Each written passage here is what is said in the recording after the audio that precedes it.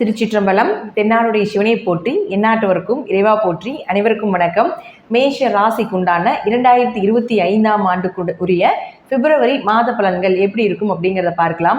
மேஷ ராசி, உங்கள் ராசி அதிபதி செவ்வாய், உங்களை ஆளக்கூடிய கிரகம் செவ்வாய். நீங்கள் என்ன செயல்கள் என்ன மாதிரி கேரக்டரில் இருப்பீங்க அப்படிங்கிறது இந்த செவ்வாயினுடைய தன்மையை பொறுத்து தான். அப்போ இந்த செவ்வாய் பார்த்தீங்கன்னா மாதம் மாறக்கூடிய ஒரு மாத கிரகமாக தான் இருக்கிறதுனாலையும் இந்த செவ்வாய் எப்படி மாறுகின்றாரோ அதை போல தான் உங்களுடைய வாழ்க்கை நிலையும் இருக்கும் அப்படிங்கிறது அமைப்பு உண்டு.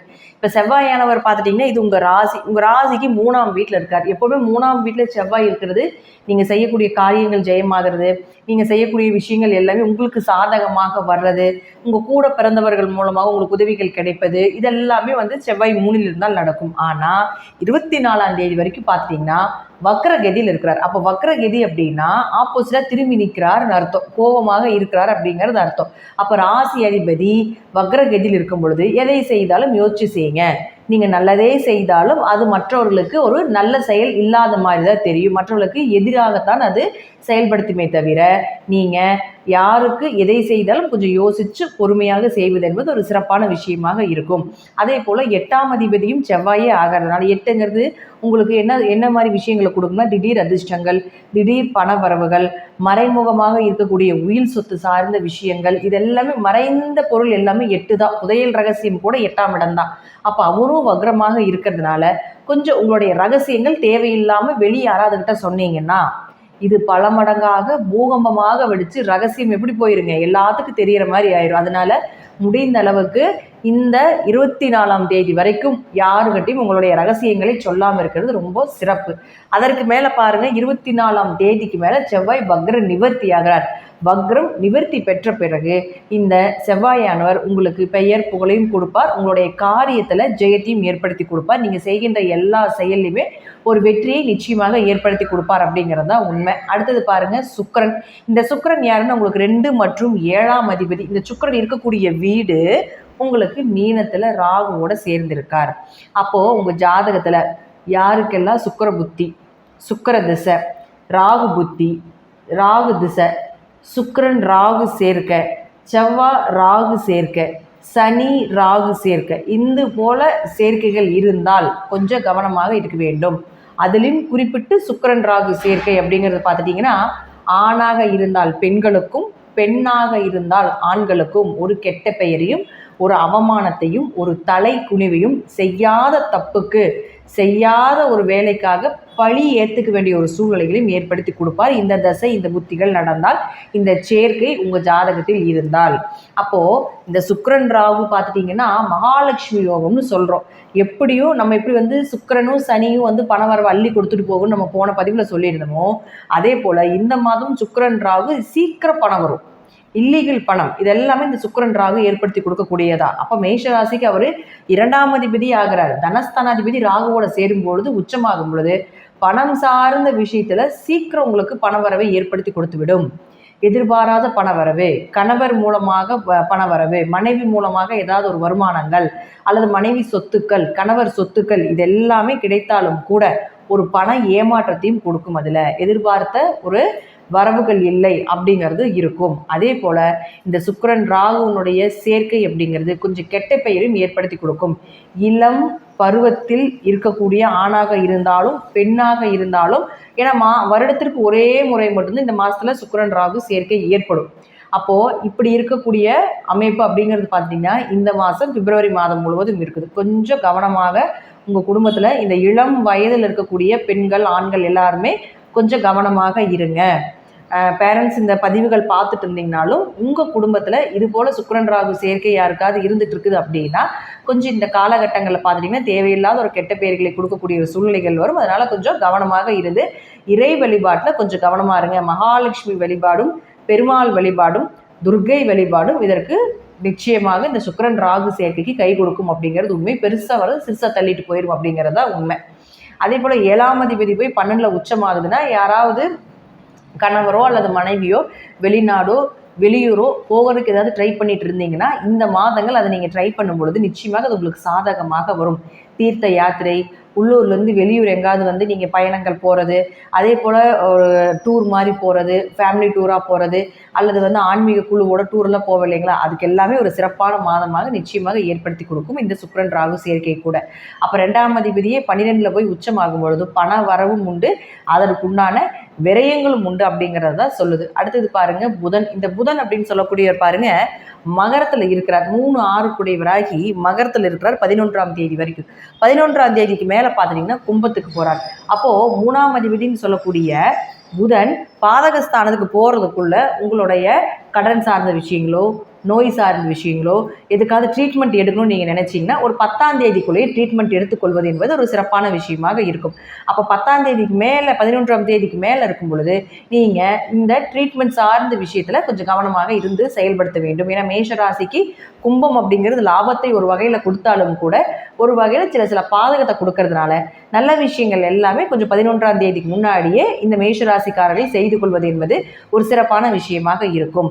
அடுத்தது பாருங்க உங்களுக்கு சூரியன். இந்த சூரியன் அப்படின்னு சொல்லக்கூடியவர் உங்களுக்கு 5ஆம் அதிபதி. உங்கள் குலதெய்வத்தை சொல்றதே சூரியன் தான்.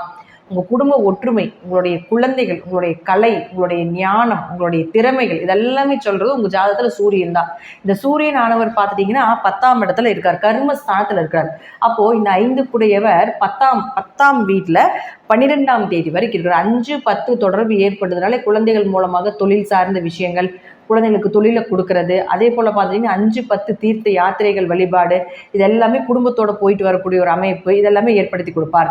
அடுத்தது இத்தனை நாள் நீங்கள் உழைத்தீங்க இல்லையா, இந்த உழைப்புக்குண்டான ஒரு வருமானம், ஒரு லாபங்கள் எப்போ கிடைக்குன்னு பார்த்துட்டிங்கன்னா 12ஆம் தேதிக்கு மேலே இந்த சூரியன் கும்பத்துக்கு போகும் பொழுது கிடைக்கும். அப்போ 5 குடையவர் 11க்கு போகிறார். அப்போ எப்படி இருப்பார்? குழந்தைகள் மூலமாக லாபம். 5-11 தொடர்பு ஏற்பட்டாலே குல தெய்வத்தின் மூலமாக ஒரு லாபங்கள், குலதெய்வ கோயில் கட்டுமான பணிக்கு உதவி செய்யக்கூடிய ஒரு அமைப்பு. அதே போல் 5-11 தொடர்பு ஏற்படும் பொழுதே ஏதாவது ஒரு வகையில் குடும்பம் ரீதியாக உங்களுக்கு பண வரவு, மகிழ்ச்சி, சந்தோஷங்கள், குடும்பத்துக்கு தேவையான பொருட்களை வாங்கி கொடுப்பது, குடும்பத்தினுடைய ஆசைகளை நிறைவேற்றுவது, குலதெய்வத்தினுடைய ஆசைகளை நிறைவேற்றுவது, இது எல்லாமே உங்களுக்கு 11ஆம் தேதிக்கு மேலே நிச்சயமாக நடப்பதற்குண்டான வாய்ப்புகளும் இந்த சூரியனால் உங்களுக்கு ஏற்படுத்தி கொடுப்பார். அடுத்தது உங்களுக்கு செவ்வாய். இந்த செவ்வாய் நம்ம முதல்லயே சொல்லியிருப்போம். அடுத்தது பாருங்க குரு பகவான். இந்த குரு அப்படின்னு சொல்லக்கூடியவர் 9 மற்றும் 12ஆம் அதிபதி. இந்த 9 மற்றும் 12ஆம் அதிபதியான குரு பகவான் பாருங்க பிப்ரவரி மாதம் 4ஆம் தேதியோட வக்ரம் நிவர்த்தி ஆகிறார். மிகப்பெரிய ஒரு ஜாக்பாட் மேஷராசிக்கு. ஏன்னா உங்களுடைய 9ஆம் இடம் அப்படிங்கிறது பாருங்க பாக்கியத்தை கொடுக்கக்கூடிய ஒரு கிரகம். உங்களுடைய பாக்கியங்கள் எல்லாமே 9ஆம் இடம் தான்.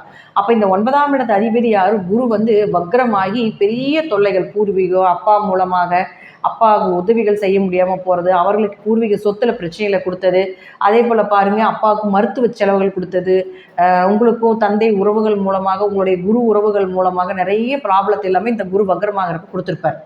அப்போது இது வக்ரம் நிவர்த்தி ஆகிறார் 4ஆம் தேதிக்கு மேலே.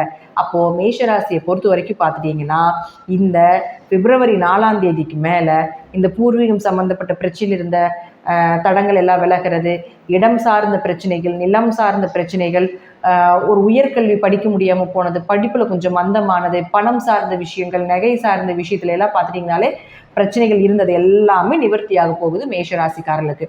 அதுவே உங்களுக்கு 12ஆம் அதிபதியாக இருக்கிறதுனாலையும் 12ஆம் அதிபதி 2லிருந்து நிறைய விரயத்தை கொடுத்துக்கிட்டே இருந்திருப்பார். ஆனாலும் அது ஒரு ஆன்மீக விரயமாகவோ நிறைய தான தர்மங்களுக்கு தான் நிறைய செலவு பண்ணியிருப்பீங்க அப்படிங்கிறது காட்டுது. அப்போது அதே 12ஆம் அதிபதியான குரு வந்து உங்களுக்கு வக்ர நிவர்த்தி ஆனதுக்கப்புறம் நீங்கள் சம்பாதிக்கக்கூடிய பணம் எல்லாமே உங்களுக்கு ஓரளவுக்கு சேஃப்டி ஆகிறதுக்கு உண்டான வாய்ப்பை நிச்சயமாக ஏற்படுத்தி கொடுப்பார். அப்போ இதற்கு மேலே பூர்வீக சொத்தை பற்றி பேசுங்க.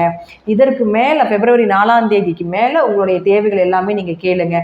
பணம் சார்ந்த விஷயங்கள், நகை சார்ந்த விஷயங்கள், ஒரு மதிப்பு, மரியாதை, இது எல்லாமே பிப்ரவரி 4ஆம் தேதிக்கு மேலே மேஷ ராசிக்காரர்களுக்கு இயற்கையாகவே நடக்கும். குடும்ப சண்டை எல்லாமே பிப்ரவரி 4க்கு மேலே நிவர்த்தியாகி ஒரு குடும்பத்தில் ஒரு சந்தோஷமான ஒரு வாழ்க்கை அப்படிங்கிறது 4ஆம் தேதிக்கு மேலே நீங்கள் எதிர்பார்க்கலாம் அப்படிங்கிறது அமைப்பு. அதே போல் சனி பகவானை பொறுத்த வரைக்கும் நம்ம முதல்லயே சொல்லியிருப்போம். சனி பகவான் இங்கேயே தான் இருக்க போகிறார், கும்பத்திலேயே தான். அது வரைக்கும் ஏதாவது ஒரு வழியில் உங்களுக்கு ஜீவனத்துக்கும் ஏதாவது ஒரு வழியில் லாபத்துக்கும் குறைவில்லாமல் இருப்பாங்க அப்படிங்கிறது அமைப்பு. மார்ச் மாதம் 29ஆம் தேதி தான் உங்களுக்கு ஏழரை சனி வர்றதுனால இப்போ இருந்தே நீங்கள் கொஞ்சம் அதற்கு ரெடி ஆகிக்கோங்க.